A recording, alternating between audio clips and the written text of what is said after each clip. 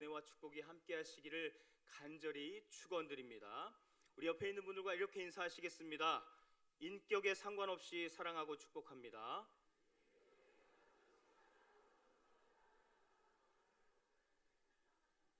왜 이렇게 인사했는지는 제가 지난주일 오후 예배 때 말씀을 드렸는데 혹시 못 들으신 분을 위해서 다시 한번 말씀을 드리면, 우리 하나님이 저와 여러분을, 나를 인격에 상관없이 사랑하시고 복주시고 구원하여 주셨기 때문인 줄 믿습니다.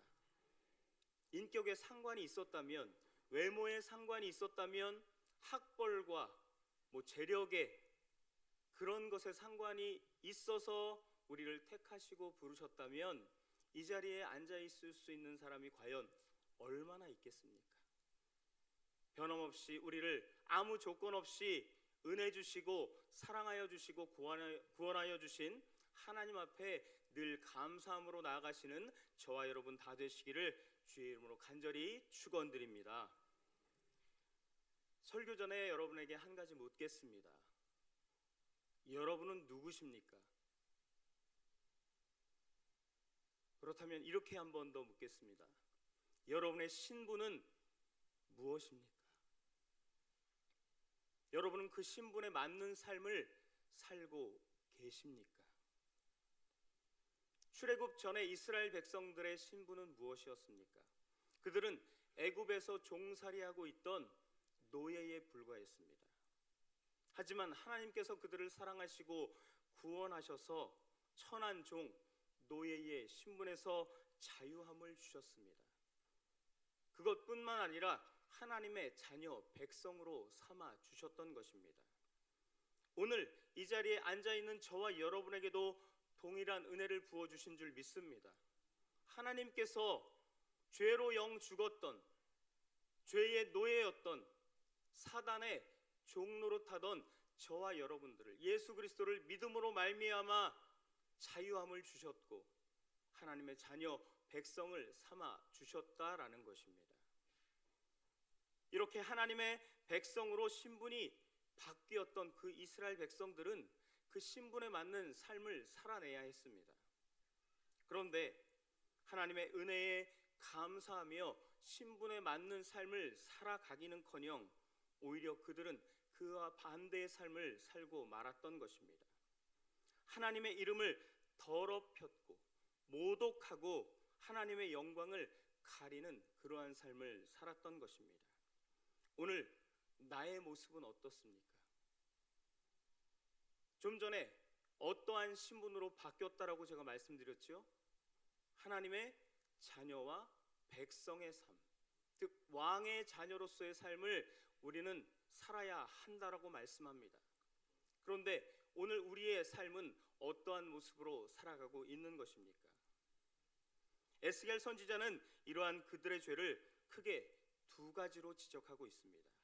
첫 번째 죄는 가난하고 힘이 없는 사람을 짓밟고 괴롭히고 또 뇌물을 받고 재판을 하거나 그들을 감옥에 가두고 죽이기까지 하였습니다. 그로 인해 억울함으로 부르짖는 백성들의 소리가, 원망의 소리가 하늘을 찌르게 되었던 것입니다. 두 번째 죄는 우상을 숭배한 것입니다. 우상을 숭배함으로 성적인 타락에 빠지게 되고 인신 제사를 드리게 되고 또 그들 스스로를 더럽히고 하나님의 이름을 더럽히는 죄를 범하게 되어졌던 것입니다. 심지어는 하나님의 성전 안에서 우상을 숭배하기까지 이르게 되었던 것입니다. 그들은 하나님을 버렸습니다. 하나님과의 언약을 그들 스스로가 깨트려버리고 말았던 것입니다. 사랑하는 성도 여러분, 언약은 혼자 하는 것이 아닙니다. 일방적으로 할 수 있는 것이 아닙니다. 쌍방이 같이 하는 것입니다. 그래서 하나님께서 그들을 떠나가게 되셨고 또한 이에 호시탐탐 이스라엘 땅을 노리던 그 당시에 강한 강대국이었던 바벨론이 쳐들어오게 되었고 결국 이스라엘은 완전히 멸망하게 되어졌던 것입니다. 그런데 그럼에도 하나님께서는 그들을 포기하지 않으시고 버리지 아니하시고 그들과 다시 언약을 맺으신다고 말씀하고 있습니다. 그것이 오늘 에스겔 본문의 말씀에 나오는 새 언약에 대한 말씀인 것입니다. 우리 24절 말씀을 함께 다시 한번 읽어보겠습니다. 본문 24절입니다. 시작. 내가 여러 민족 가운데에서 모아 데리고 고국 땅에 들어가서. 이 말씀은 바벨론 땅에서 포로 생활하고 있는 그 이스라엘 백성들에게 새로운 삶을 허락해 주시기 위해서 바벨론에 흩어져 있는 이스라엘 백성들을 모아서 데리고 고국 땅에 들어가시겠다라고 하는 그러한 말씀입니다. 특별히 24절에는 세 개의 동사를 사용하고 있습니다. 첫 번째 동사는 바로 인도하여 내고라고 하는 말씀입니다. 인도하여 낸다라는 말이 무슨 말씀입니까? 그들을 노예 생활의 고통으로부터 구출하기 위해 빼낸다라는 그러한 말씀입니다. 하나님께서 이스라엘 백성들을 인도하시는 목적은 그들을 노예로서의 삶의 고통으로부터 구원하시기 위함이라는 그러한 말씀을 하고 있는 것입니다. 우리에게도 마찬가지입니다. 하나님께서 우리들을 세상으로부터 오늘 이 시간 이 예배의 자리 교회로 인도하신 이유가 무엇입니까? 죄와 노예로서의 삶의 고통에서 건지시기 위함이라는 것입니다. 지난 한 주간의 삶을 한번 돌아보십시오. 물론 즐거운 일도 있으셨겠지만 그렇지 못한 일도 많이 있으셨을 것입니다. 세상을 보면 소망이 없습니다. 좌절과 절망과 한숨뿐입니다. 그러나 우리 하나님을 바라보면 소망이 넘쳐나게 될 줄 믿습니다. 사랑하는 성도 여러분, 하나님을 바라보시기를 간절히 축원드립니다. 세상을 우리가 자꾸 바라보기 때문에 그것에 집중하고 그것을 따라가고 쫓아가기 때문에 실패하고 절망하고 좌절하는 것입니다. 하지만 우리 하나님을 바라볼 때에 그 하나님을 따라갈 때에 우리는 소망을 얻을 수밖에 없다라는 것입니다. 왜 그렇습니까? 우리의 인생의 최종 목적지가 어디죠? 여러분 어디십니까? 당연히 천국이라고 대답을 하셔야죠. 어디입니까? 어떤 분들은 이렇게 말씀을 하시더라고요. 요즘에 묘자리가 없는데 좋은 납골 땅을 이미 우리 자녀들이 사놨어요. 이게 말입니까? 방구입니까? 우리 믿는 자들이 인생의 최종 목적지가 납골 땅이 돼서는 되겠습니까? 양지발은 그러한 땅이 되어서는 되겠습니까? 오직 저 천국이 되어야 할 줄 믿습니다. 하나님 품이 되어야 할 줄 믿습니다. 우리가 갈 곳은 본향 저 천국뿐이라는 것이죠. 하나님을 바라보시는 저와 여러분 되시기를 주의 이름으로 간절히 축원드립니다. 두 번째 동사는 모아입니다. 하나님께서 뿔뿔이 흩어져 있던 이스라엘 백성들을 한 곳으로 모으셔서 약속의 땅으로 인도하시겠다라는 그런 뜻입니다. 하나님께서 이스라엘 백성들을 모으셨듯이 저와 우리 성도들을 한 곳에 모으신 곳이 바로 교회인 줄 믿습니다. 오늘 이 시간 하나님께서 이 예배 자리에 교회로 모으신 이유도 우리 모두를 약속의 땅 하나님 나라로 인도하시기 위함이라는 사실입니다. 예수님께서 이 땅에 오신 이유도 바로 그와 같습니다. 예수님께서 이 땅에서 고난받으시고 십자가에서 죽으시고 3일 만에 부활하셔서 하늘로 승천하신 그 모든 주님의 사역은 죄로 영죽었던 저와 여러분을 이 땅에서 구원하시고 살리셔서 저 천국으로 인도하시기 위함이라는 사실입니다. 우리가 그것을 어찌 잊고 살 수 있겠습니까? 누구 때문에 이 자리에 앉아 있으신 거죠? 우리 차량을 운행하신 우리 집사님 때문에 제가 이 자리에 편안히 올 수 있었어요. 우리 아들이 우리 딸이 잘 데려다줘서 이곳에 있을 수 있었어요. 물론 그 사실도 귀합니다. 귀하지 않다는 것이 아니라 누구의 은혜로 이곳에 있는 것입니까? 우리 하나님의 은혜, 예수 그리스도의 그 십자가의 죽으심으로 말미암아 저와 여러분이 이곳에 있는 줄 믿습니다. 하나님이 저와 여러분을 이곳에 모으셨다는 겁니다. 마지막으로 세 번째 동사는 데리고 들어가서라는 것입니다. 이 단어는 창세기 6장에 노아가 동물들을 데리고 방주에 들어갔던 것처럼 하나님께서 저와 여러분을 함께 데리고 이동한다라는 의미를 갖고 있는 것입니다. 하나님의 동행하심과 보호하심을 강조하는 그러한 말씀입니다. 하나님께서 저와 여러분을 교회로 불러 모으신 것도 노아의 방주처럼 우리를 보호하시고 함께 동행하시다가 하나님의 나라로 이끄시기 위함이라는 사실을 믿으시는 저와 여러분 다 되시기를 주의 이름으로 간절히 축원드립니다. 그런데 사랑하는 성도 여러분, 그 하나님의 인도하심에 따라 예수를 믿고 교회에 나오는 것만으로 다 되어지는 것이겠습니까? 25절 말씀을 우리 함께 읽겠습니다. 25절입니다. 시작. 너희로 정결하게 하되 곧 너희 모든 더러운 것에서와 모든 우상 숭배에서 너희를 정결하게 할 것이라 할 것이며. 아멘. 율법에 의하면 부정하게 된 자는 반드시 정결하게 하는 물로 정결 의식을 행하여야 했습니다. 그 부정함을 씻어내야 했습니다. 그런데 그 정결 의식을 통하여 부정함을 깨끗하게 씻지 않으면 총회에서 쫓겨나는 그러한 징벌을 받아야 했습니다. 그들의 죄로 인한 것이었기 때문에 그들이 심판을 받게 되는 것은 그들에게 그 정결함을 통해서 깨끗함을 입어야 한다라고 말씀하고 있는 것입니다. 그래야 다시 온전한 백성으로 살아갈 수 있다라고 말씀하고 있는 거죠. 몸과 마음 자세를 새롭게 하라라고 명령하고 계시는 것입니다. 예레미야 4장 14절에도 예루살렘아 내 마음의 악을 씻어 버리라 그리하면 구원을 얻으리라 라고 말씀하고 있습니다. 우리 마음 가운데 죄가 있다면 우리는 구원을 얻지 못합니다.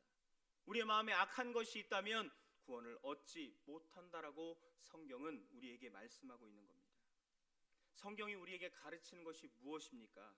진정한 구원의 삶, 하나님의 은혜의 축복을 누리는 삶은 온전히 자신의 죄를 깨닫고 그 죄를 회개하는 죄사함의 과정이 전제될 때 우리가 진정한 구원의 삶을 누릴 수 있고 하나님의 은혜를 풍성히 누리는 삶을 살 수가 있다라는 것입니다. 사랑하는 성도 여러분, 매주일 하나님 앞에 나와 예배하지만 많은 시간을 신앙생활을 하지만 주를 위해 봉사하지만 섬기지만 정작 내 마음에는 기쁨이 없는 이유가 무엇입니까? 내 안에 있는 죄를 온전히 하나님 앞에 회개하지 못하고 용서받지 못하기 때문입니다. 내 안에 죄가 있다라는 것은 용서받지 못했다라는 것은 즉 내 마음이 하나님 앞에 겸손하지 못하고 교만하기 때문임을 우리는 깨달아야 할 줄 믿습니다. 그러므로 사랑하는 성도 여러분, 죄로 인해 근심 가운데 있는 분이 이 자리에 혹시 계십니까? 회개하며 하나님께 용서받으시기를 주의 이름으로 간절히 축원드립니다. 그것이 하나님이 주시는 은혜를 온전히 누릴 수 있는 방법입니다. 구원의 삶을 누릴 수 있는 방법이라는 거죠. 하나님께서는 회개하며 용서함을 구하는 자들을 결코 외면하지 않으십니다. 그 죄를 하나님께서 용서해 주시고 새로운 삶을 살 수 있도록 허락해 주신다라는 사실입니다. 하나님의 약속을 믿으시고 죄사함 받고 용서함 받고 하나님이 부어주시는 은혜를 온전히 누리시는 저와 여러분 되시기를 주님의 이름으로 간절히 축원드립니다. 그런데 이 오늘 말씀의 주체가 누구입니까? 바로 하나님이신 줄 믿습니다. 내가 이렇게 할 것이다 라고 말씀하고 있는 거죠. 이 모든 것의 주체는 하나님이십니다. 사랑하는 성도 여러분, 우리 믿는 자들에게 영원한 갑이 누구십니까? 영원한 갑이 누구십니까?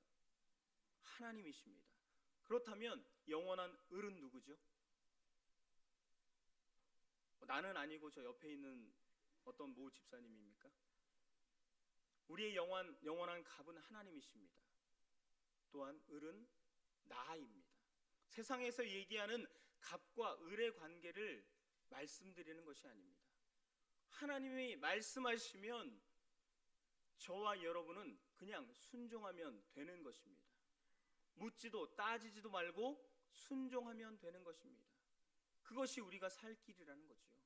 오늘 말씀의 주체도 내가 누구입니까? 하나님께서 이렇게 할 것이다 라고 우리에게 지금 이 시간에도 말씀하고 계시는 줄 믿습니다. 그 말씀에 우리는 아멘으로 겸손한 마음으로 받고 순종하고 그렇게 살면 된다라는 것입니다. 부정함을 씻는 주체도 이스라엘 백성들 자체가 아니라 누가 그렇게 씻어 주시겠다라고 말씀하고 계시는 것입니까? 우리 하나님께서 씻어 주시겠다라고 우리에게 말씀하고 있는 것입니다. 그런데 왜 하나님께서는 이스라엘 백성들 스스로 그 부정함을 씻으라라고 하지 않으시고 친히 그들의 부정함을 씻어서 그들을 정결하게 해 주시겠다라고 말씀하고 있는 것입니까? 그것은 이스라엘 백성들에게는 스스로 자신들의 부정함을 씻을 수 있는 자정 능력이 없기 때문입니다. 죄를 사하는 권세는 오직 누구에게 있는 것입니까? 바로 우리 하나님께만 있는 것인 줄 믿습니다. 그래서 예수 그리스도를 우리에게 보내주신 거예요. 우리가 그 죄를 해결하고 씻을 수 있는 능력이 있었다면 굳이 예수 그리스도께서 이 땅에 오실 이유가 없습니다. 인간에게는 해결할 방법이 없다라는 것을 말씀하고 있는 것입니다. 오직 하나님만이 그것을 해결해 주실 수 있는데 그 해결의 방법이 무엇입니까? 독생자 예수 그리스도를 이 땅에 보내시는 것입니다. 그런데 왜 보내셨습니까? 무엇 하시려고 보내셨습니까? 그 아들을 죽이시려고 이 땅에 보내셨습니다. 누구 때문에 죽게 하시는 것입니까? 저를 한번 따라해 보시겠습니까? 나 때문에. 우리 때문에라고 하지 마십시오. 뭉뚱그려서 그렇게 설명하기보다는 정확하게 예수님께서 왜 이 땅에 오셨는지, 왜 십자가에서 죽으셨는지를 분명히 저와 여러분 한 사람 한 사람이 깨닫고 그것을 주님 만나는 그날까지 잊지 않고 살아가야 하는 줄 믿습니다. 누구 때문에요? 나 때문에. 자, 앞으로 우리 때문에라고 하시면 살짝 째려봐 주시면 되겠습니다.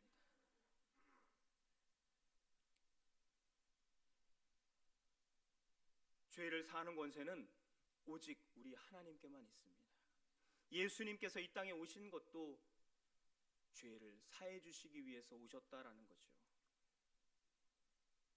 안타깝게도 이러한 하나님의 구원의 역사에서 우리 인간이 할 수 있는 것은 아무것도 없다라는 것입니다. 오직 그것을 지켜보는 것뿐이었습니다. 오직 예수님께서 홀로 그 모든 죄를 다 짊어지시고 고통을 당하시고 죽으셨으며 죽음을 이기시고 부활하심으로 모든 구원 역사를 완성하셨던 것입니다. 오직 하나님께만 죄사함의 권세가 있으며 죄사함은 오직 하나님의 주권적인 사역임을 믿으시는 저와 여러분 다 되시기를 주의 이름으로 간절히 축원드립니다. 사람에게도 누구나 양심이라는 것을 주셔서 마음에 죄가 있으면 그것을 뉘우쳐야 한다라는 그러한 마음도 주셨습니다. 그래서 사람이 죄를 범했을 때, 나쁜 짓을 했을 때 그것을 만회하려고 애쓰고 노력하는 것도 우리는 볼 수가 있습니다. 어떤 사람은 선한 일을 행하기도 하고 또 많은 주신 물질로 기부를 하기도 합니다. 고행의 길을 가는 사람도 있습니다. 하지만 그 어떤 노력도 우리의 죄를 사함받을 수 있는 길은 없다라는 사실을 기억하시기 바랍니다. 성철 스님도 이런 얘기를 남겼다라고 합니다. 내 죄는 산보다 높고 바다보다 깊은데 내 어찌 감당하랴. 지난 80년 동안 포교한 것은 헛것이로다. 우리는 구원이 없다. 죄값을 해결할 자가 없기 때문이다. 평생 불교에 힘쓰고 노력했던 그러한 사람조차도 자신이 했던 모든 것이 헛것이었다고 그렇게 고백하고 있는 것입니다. 불교와 같은 다른 종교에서도 그러한 죄를 씻기 위해서 많은 노력을 합니다. 그러나 그러한 죄를 씻을 수 있는 종교는 오직 우리가 믿는 하나님 기독교뿐인 줄 믿습니다. 누구를 통해서 가능한 것입니까? 예수 그리스도를 통해서만 가능하다라는 것입니다. 그래서 하나님만을 우리는 늘 의지하고 그 은혜를 구하며 살아야 하는 것입니다. 특히 자신의 죄에 대해서 애통해하는 사람에게 성경은 위로를 주신다라고 말씀하고 있습니다. 그 심령을 위로하시고 새 힘을 허락해 주신다라는 거죠. 사랑하는 성도 여러분, 우리의 죄가 있다면 그 마음 가운데 애통해하는 마음을 가지고 하나님의 위로를 받으시는 저와 여러분 되시기를 주의 이름으로 간절히 축원드립니다. 본문 26절 말씀을 읽겠습니다. 26절입니다. 시작. 새 마음을 너희에게 주되 너희 육신에서 굳은 마음을 제거하고 부드러운 마음을 줄 것이며. 아멘. 25절 말씀이 구원받은 성도의 외식적인 정결에 관한 그러한 말씀이라면 26절은 구원받은 성도의 내적인 정결에 관한 그러한 말씀입니다. 하나님께서는 먼저 이스라엘 백성들을 고향 땅인 예루살렘으로 모아서 예루살렘으로 귀환시키셨습니다. 어찌 보면 이스라엘 백성들은 하나님께서 우리를 구원하셨구나, 구원이 이루어졌구나 라고 그렇게 생각할 수 있습니다. 마치 구원이 이루어진 것처럼 보입니다. 그러나 하나님께서는 이에 대해서 그들에게 새 영과 새 마음을 주시겠다라고 말씀하시면서 그들의 육신에서 굳은 마음을 제거하고 부드러운 마음을 주겠다라고 다시 한번 말씀하고 있습니다. 한마디로 그들의 마음을 새롭게 하시겠다라는 것입니다. 너희들이 포로 생활, 노예 생활에서 고국으로 돌아온 것이 구원의 전부가 아니라 무엇을 새롭게 해야 한다고요? 그 마음을 새롭게 해야 한다라고 말씀하고 있는 것입니다. 저와 여러분도 마찬가지입니다. 아까도 말씀드렸듯이 교회에 나오는 것만으로 우리의 구원이 완성되는 것이 아니다라는 것입니다. 우리의 마음을 주님 앞에서 새롭게 해야 할 줄 믿습니다. 날마다 새롭게 해야 할 줄 믿습니다. 너희는 이 세대를 본받지 말고 오직 무엇을 새롭게 함으로요?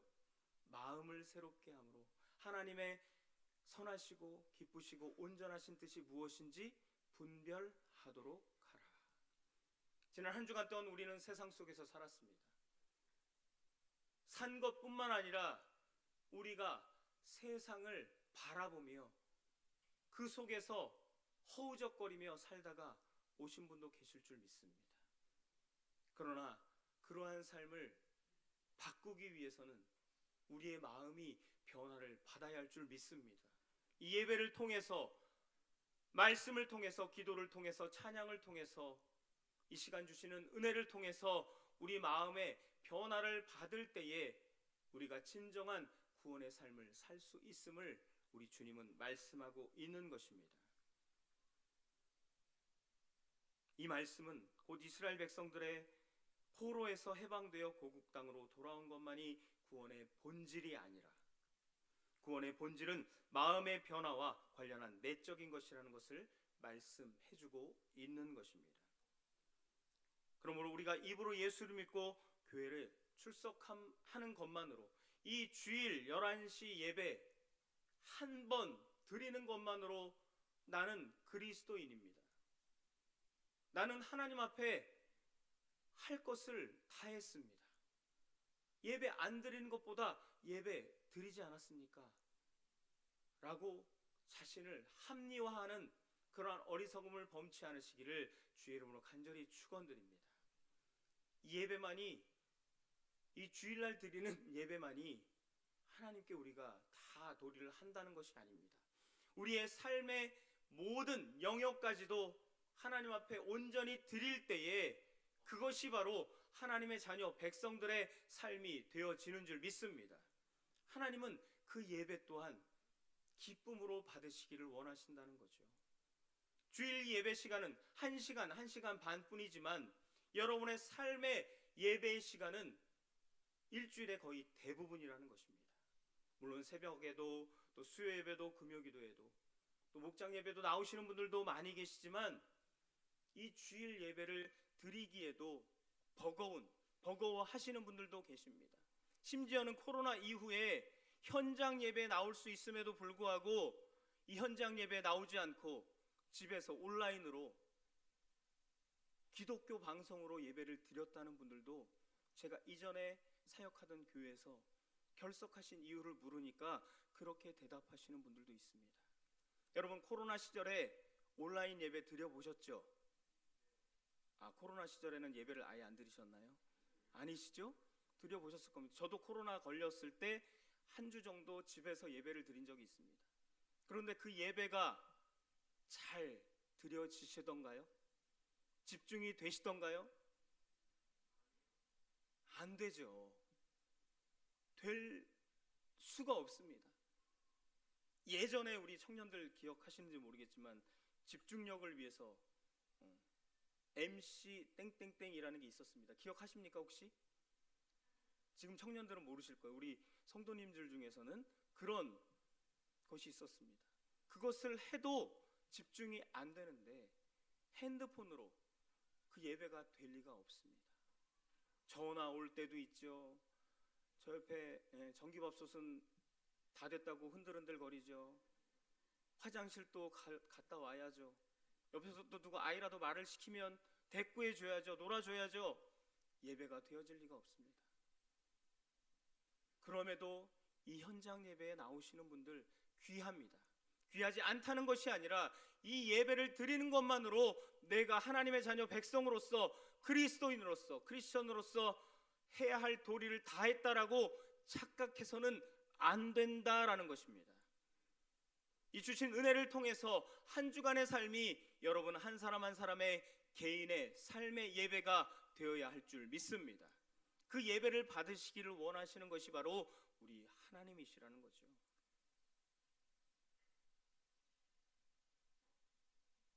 우리의 마음의 변화가 있어야 합니다. 결혼 전의 삶과 결혼 후의 삶이 똑같다면 어떻게 결혼 생활을 이어갈 수가 있겠습니까? 결혼 전에 친구들 많이 만나러 다니고 늦게까지 시간을 보내던 그러한 사람이 결혼 후에도 똑같이 그러한 삶을 산다면 여러분 이해하실 수 있겠습니까? 그거는 저 사람의 인격이고 사생활이니까 나는 쿨하게 인정하겠습니다 라고 생각하시는 분들도 계시겠지만 대부분의 분들은 그렇지 못할 겁니다. 우리는 예수 믿기 전의 삶과 예수 믿은 후의 삶이 분명히 달라야 할 줄 믿습니다. 은혜 받기 전의 삶과 은혜 받은 후의 삶이 달라져야 할 줄 믿습니다. 그것이 우리의 마음의 변화를 통해 일어나게 된다는 것을 말씀하고 있는 것입니다. 마태복음 5장 8절에 오늘 함께 읽은 본문 말씀에 뭐라고 말씀합니까? 마음이 청결한 자는 복이 있나니 그들이 누구를 볼 것이며 하나님을 볼 것입니다. 아무리 신앙생활에도 예배를 드려도 봉사를 해도 하나님이 보이지 않습니다. 하나님이 살아계시는 줄 잘 모르겠습니다. 느껴지지 않습니다라고 생각하신다면 우리의 마음부터 새롭게 하시고 청결하게 하시고 변화를 받으시기를 간절히 축원드립니다. 2019년 다니엘 기도 때 박상원 선교사님이라는 분이 이렇게 간증을 했습니다. 처음에 아프리카 선교를 갔는데 남편 목사님에게 속아서 가셨대요. 그래서 날마다 원망하고 불평하고 싸우다가 언제 한국에 돌아가지라는 그런 생각만 갖고 사셨답니다. 그런데 어느 날 불치병이 찾아왔고 죽음의 위기에 도달하게 되었답니다. 그러던 중 열심히 하나님 앞에 기도하던 중에 인격적으로 하나님을 만나게 되었고 변화를 받게 되었던 것입니다. 상황은 변하지 않았지만 그 마음이 변화되니 새롭게 되니까 그 모든 선교지와 또 선교 사역이 새롭게 시작이 되었다라는 거죠. 그리고 나서 하나님 앞에 영광 돌리고 또 그 마음을 통하여서 주신 마음을 통하여서 귀한 사역을 감당하게 되었다라는 그러한 간증을 들은 적이 있습니다.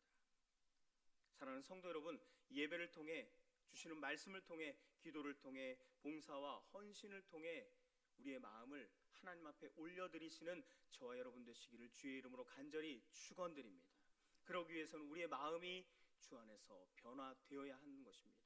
새롭게 되어질 때에 그것이 가능하다는 것입니다. 27절 말씀을 우리 함께 읽겠습니다. 27절입니다. 시작.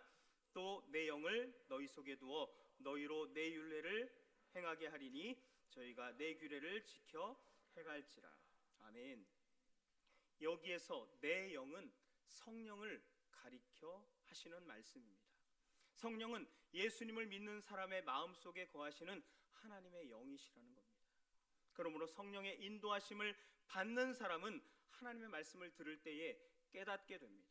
그 말씀대로 살아가게 됩니다. 하나님의 말씀에 순종하는 삶을 살게 되어진다는 거죠. 그러나 성령이 거하지 않는 사람은 하나님의 뜻을 알 수 없기 때문에 하나님의 뜻을 깨닫거나 그 뜻대로 행할 수 없다라는 것입니다. 오히려 사탄의 마귀의 지배를 받을 수밖에 없다는 거죠. 주일에 예배를 드리고 그 예배 동안 말씀을 들을 때는 은혜를 받은 것 같은데 다시 삶으로 집으로 돌아가 보면 다시 허한 마음과 다시 내 앞에 놓인 문제와 어려움 때문에 다시 좌절하고 절망해하는 그러한 성도님들의 모습을 종종 볼 수가 있습니다. 하나님의 뜻대로 사느냐 그렇지 않느냐의 여부만으로도 그가 구원을 받은 사람인지 우리는 분명히 알 수 있다라는 것입니다.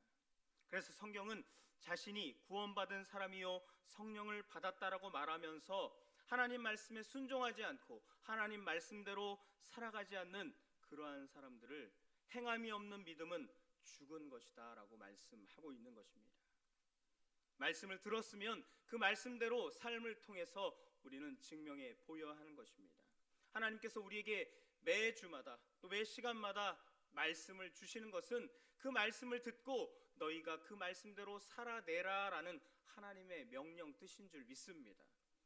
그래서 내 삶을 통해 그 믿음을 증명해 보여야 하는 것이 우리의 책임이라는 거죠.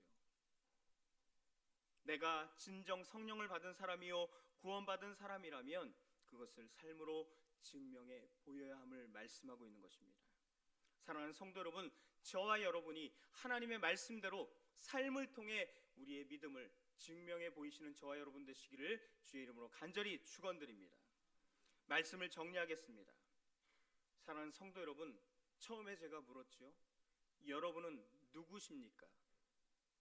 뭐라고 대답을 하시겠습니까? 하나님의 자녀 백성입니다. 여러분의 신분은 무엇입니까? 하나님의 자녀 백성입니다. 왕의 자녀입니다. 더 이상 죄와 사단과 마귀의 굴레 아래 있는 그런 종 노예의 신분이 아니라 누구의 자녀라고요? 하나님의 자녀 백성. 하나님은 우리의 왕 되시는 분이신 줄 믿습니다. 그 자녀가 신분이 뭐예요? 종입니까? 왕의 자녀의 신분이 종인가요? 노예인가요? 왕의 자녀도 왕의 신분인 줄 믿습니다. 그렇다면 왕의 신분에 합당한 걸맞는 삶을 살아야 할 것이 아닙니까? 그렇다고 뭐 비단 옷을 입고 다니시라는 말씀이 아니에요. 내 삶의 모습이 하나님의 뜻에 합당한 삶, 하나님의 말씀에 순종하는 삶을 살아내는 것이 바로 왕의 신분으로 사는 삶인 줄 믿습니다. 계시록 3장 20절 여러분 잘 알고 있는 말씀입니다. 볼지어다 내가 문 밖에 서서 두드리노니 누구든지 내 음성을 듣고 그 문을 열면 내가 그 문으로 들어가서 그와 함께 그와 더불어 먹겠다라고 말씀하십니다. 이 말씀을 그림으로 표현한 것이 있습니다. 제가 보여드리지 못해서 아쉽긴 하지만 그 그림을 보면 예수님께서 어느 한 집의 문 밖에 서 계십니다. 그 문 앞에 서 계시는데 그 문을 자세히 보면 그 문에 문고리가 없습니다. 그 문고리는 안에서밖에 열 수 없는 문이라는 거예요. 사랑하는 성도 여러분, 지금도 우리 주님이 저와 여러분의 마음의 문을 두드리고 계시는 줄 믿습니다. 여러분 마음 밖에서 문을 두드리고 계시는데 그 문을 열 수 있는 사람은 누구입니까? 바로 한 번 더 따라해 주십시오. 나밖에 없습니다. 내가 그 문을 열어드려야 우리 주님이 들어오신다라는 거예요. 내 마음 가운데 주님이 아닌 세상이, 물질이, 권력이, 명예가 또 다른 무엇이 가득 차 있으면 우리 주님이 들어오실 공간이 없다라는 거죠. 지금도 이 시간에도 이 순간에도 우리 주님이 여러분 마음을 두드리고 계시는 줄 믿습니다. 부족한 종의 입술을 통해서 말씀을 통해서 두드리고 계십니다. 내가 이 언약을 너희에게 주겠다. 너를 포로 생활에서 노예 생활로부터 해방시켜주고 왕의 신분으로 그 모든 것을 회복시켜 줄 것인데 문 좀 열어주겠니? 내 마음을 새롭게 해줄 것인데 정결케 해줄 것인데 문 좀 열어주겠니라고 우리 주님이 지금도 이 시간 저와 여러분에게 말씀하고 계시는 줄 믿습니다. 그 물음에 그 똑똑거리는 그 노크 소리에 어떻게 여러분은 반응하시겠습니까? 여전히 듣지 못하고 반응하지 못하고 그냥 내 삶에 중요하지 않은 그 무엇 때문에, 덜 중요한 그 무엇 때문에 여전히 방황하고 여전히 고통받고 여전히 좌절과 실망 가운데 신음하고 계시겠습니까? 아니면 그 주님의 노크 소리에 네 주님 제가 여기 있습니다. 어서 오십시오.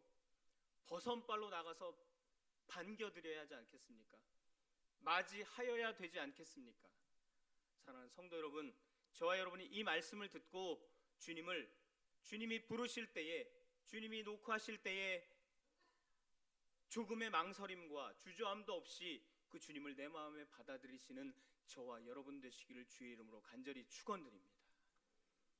우리 주님은 언약을 한 번도 파괴하신 적이 없습니다. 그 약속을 누가 저버리는 겁니까? 내가 저버리는 겁니다. 또 납니다. 나 때문에 주님이 돌아가셨고 내가 그 문을 열지 않는 것이고 나 때문에 모든 어려움이 생겨나는 것입니다. 바라기는 우리 믿음의 귀한 영화교회 성도님들이 오늘 주신 이 말씀 한 주간 동안 기억하시면서 나와 동행하시고 여전히 나를 부르고 계시는, 나와 함께하기를 원하시는 그 주님의 음성에 응답하여서 주님의 그 주신 언약을 바라보며 소망을 가지고 승리하시는 저와 여러분 다 되시기를 주의 이름으로 간절히 축원드립니다. 기도하겠습니다.